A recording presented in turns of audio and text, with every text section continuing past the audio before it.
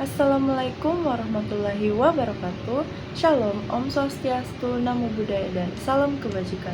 Halo semuanya, perkenalkan nama saya Nur Fadilah Syah dari Prodi Bimbingan dan Konseling Universitas Negeri Makassar dengan NIM 25040450106 dari kelas 1C. Pada video kali ini, saya akan menjelaskan tentang topik kecerdasan emosi dan kecerdasan majemuk untuk memenuhi mata kuliah perkembangan peserta didik dengan dosen pengampu Bapak Zulfikri SPD MPI. Jadi, yang pertama saya akan menjelaskan tentang kecerdasan emosi.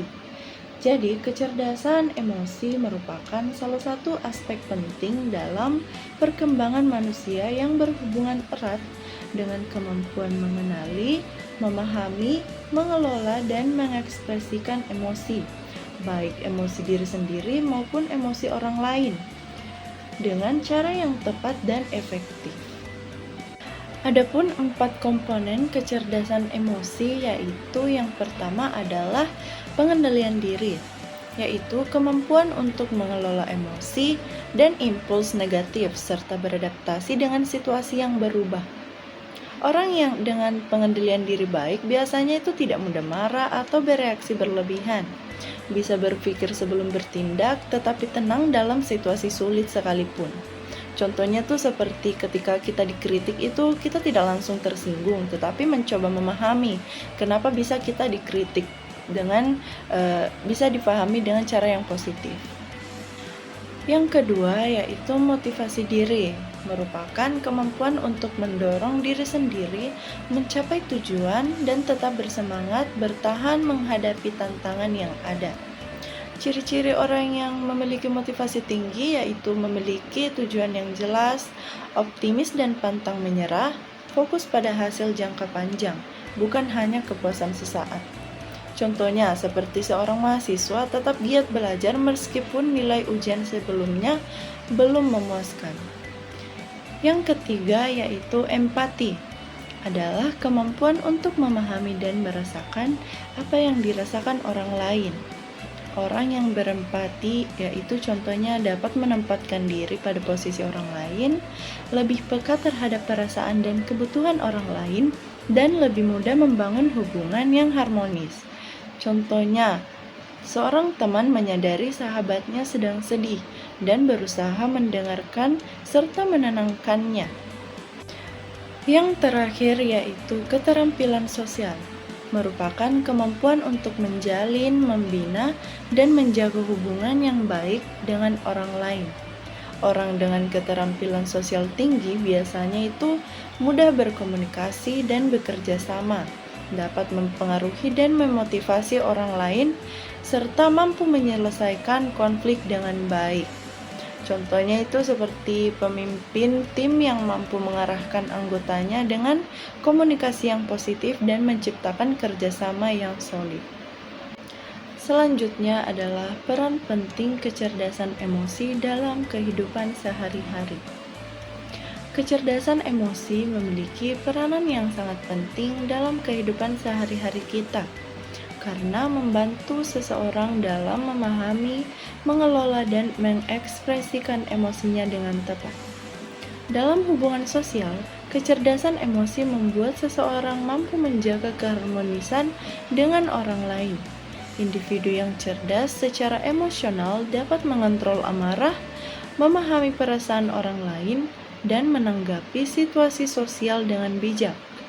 Hal ini membantu menciptakan hubungan yang saling menghargai, penuh empati, dan bebas dari konflik yang tidak perlu.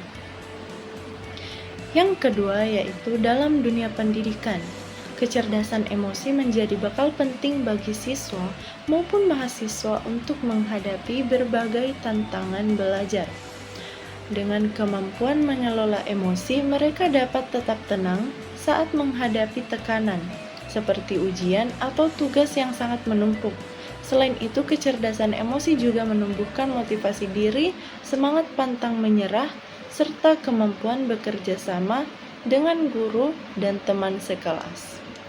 Siswa yang memiliki kecerdasan emosi tinggi cenderung memiliki prestasi akademik yang lebih baik karena mampu menjaga fokus dan mengatasi stres dengan cara yang lebih positif. Yang ketiga yaitu dalam dunia kerja. Kecerdasan emosi merupakan kunci keberhasilan dalam berinteraksi dan beradaptasi di lingkungan profesional. Seseorang yang mampu memahami emosi diri dan rekan kerjanya akan lebih mudah bekerja dalam tim, menghindari konflik, dan menciptakan suasana kerja yang lebih harmonis. Selain itu, pemimpin dengan kecerdasan emosi yang baik dapat memotivasi anggotanya, membuat keputusan secara bijak, dan menghadapi tekanan dengan tenang. Dengan demikian, kecerdasan emosi tidak hanya menentukan kesuksesan pribadi, tetapi juga berperan besar dalam membangun lingkungan sosial, pendidikan, dan kerja yang sehat serta lebih produktif. Materi yang terakhir dari topik kecerdasan emosi yaitu implikasi perkembangan kecerdasan emosi. Jadi, perkembangan kecerdasan emosi itu memiliki implikasi yang sangat besar terhadap berbagai aspek kehidupan individu, baik dalam ranah pribadi, sosial, maupun profesional. Kecerdasan emosi yang berkembang dengan baik itu memungkinkan seseorang untuk memahami dan mengendalikan emosinya secara efektif, sehingga ia dapat berperilaku lebih positif dan adaptif dalam menghadapi berbagai situasi yang ia hadapi. Individu yang memiliki kecerdasan emosi tinggi itu cenderung lebih stabil secara psikologis, mampu mengatasi stres, serta memiliki kepercayaan diri yang kuat dalam mengambil keputusannya sendiri. Topik kedua yang akan saya jelaskan yaitu tentang kecerdasan majemuk atau multiple intelligence. Adalah teori yang dikemukakan oleh Howard Gardner pada tahun 1983 yang menyatakan bahwa kecerdasan manusia tidak hanya diukur dari kemampuan akademik atau skor IQ saja, melainkan terdiri dari berbagai jenis kecerdasan yang dimiliki oleh setiap individu dalam aspek yang berbeda-beda. Menurut teori Gardner ini, setiap orang memiliki kombinasi unik dari beberapa jenis kecerdasan yang mempengaruhi cara mereka berpikir, belajar, dan berinteraksi dengan dunianya. Adapun jenis-jenis kecerdasan majemuk itu ada 9, yaitu yang pertama adalah kecerdasan linguistik atau kecerdasan berbahasa, merupakan kemampuan untuk menggunakan kata, bahasa, dan tulisan dengan efektif. Ciri-ciri orang dengan kecerdasan ini tuh seperti pandai berbicara dan menulis, mudah mengingat kata, istilah, dan cerita, suka membaca, bercerita, menulis puisi, atau berdebat. Contoh profesinya yaitu bisa menjadi penulis, penyair, jurnalis, pembicara, dan guru bahasa. Yang kedua yaitu kecerdasan logis matematis, merupakan kemampuan untuk berpikir secara logika, menganalisis, menghitung, dan memecahkan masalah yang ada di dunia nyata.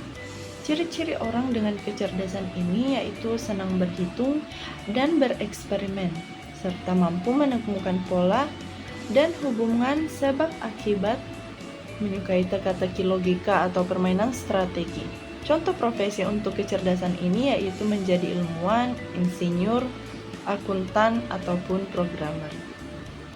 Kecerdasan yang ketiga yaitu kecerdasan musikal, merupakan kemampuan untuk mengenali, menciptakan, dan mengekspresikan musik dan ritme. Ciri-ciri orang dengan kecerdasan ini yaitu peka terhadap nada, irama, serta melodi, mampu bernyanyi, mendengarkan musik, atau memainkan alat musik sekaligus, mudah untuk mengingat sesuatu lewat lagu. Contoh profesi untuk kecerdasan ini yaitu menjadi musisi, penyanyi, komposer, ataupun produser musik. Yang keempat yaitu kecerdasan kinestetik badani, adalah kemampuan untuk menggunakan tubuh sebagai sarana ekspresi ide, perasaan, dan keterampilan.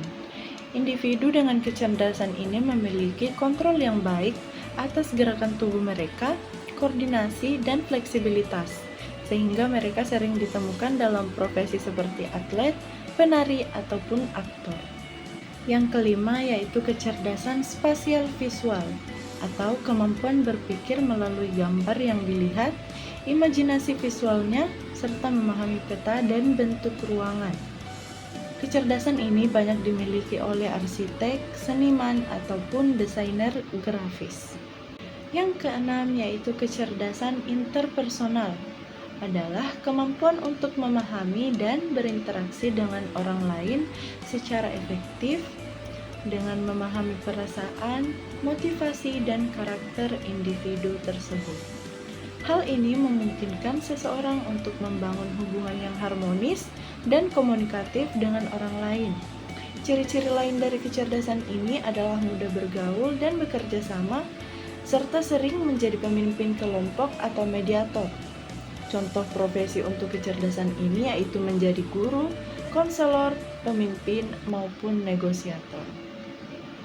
Yang ketujuh yaitu kecerdasan intrapersonal, melibatkan kemampuan untuk memahami diri sendiri, melakukan refleksi diri, dan mengelola emosi dengan baik. Individu dengan kecerdasan ini dapat mengenali kekuatan dan kelemahan dirinya sendiri, menetapkan tujuan hidup yang jelas, dan membuat keputusan yang bijaksana berdasarkan pemahaman yang mendalam tentang diri sendiri. Contoh profesi untuk kecerdasan ini adalah menjadi psikolog, filsuf, penulis, dan rohaniawan. Yang kedelapan yaitu kecerdasan naturalis, merupakan kemampuan untuk memahami dan mengenali alam, lingkungan, serta makhluk hidup yang ada. Ciri-cirinya yaitu senang berada di alam, mengamati tumbuhan dan hewan, peka terhadap perubahan lingkungan, dan tertarik pada fenomena alam dan pelestarian lingkungan.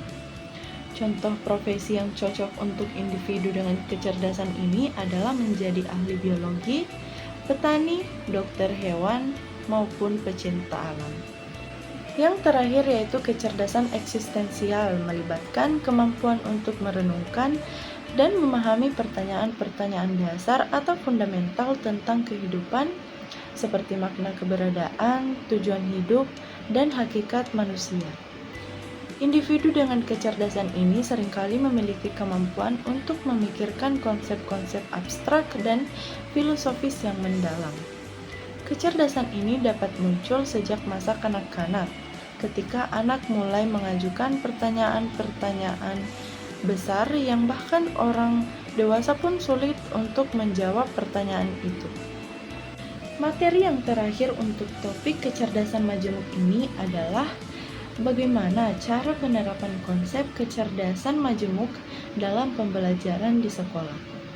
Hal ini bisa dilakukan dengan cara mengenali dan mengakomodasi berbagai jenis kecerdasan yang dimiliki peserta didik, seperti kecerdasan linguistik, logis matematis, visual spasial, kinestik, musikal, intrapersonal, interpersonal, maupun naturalis.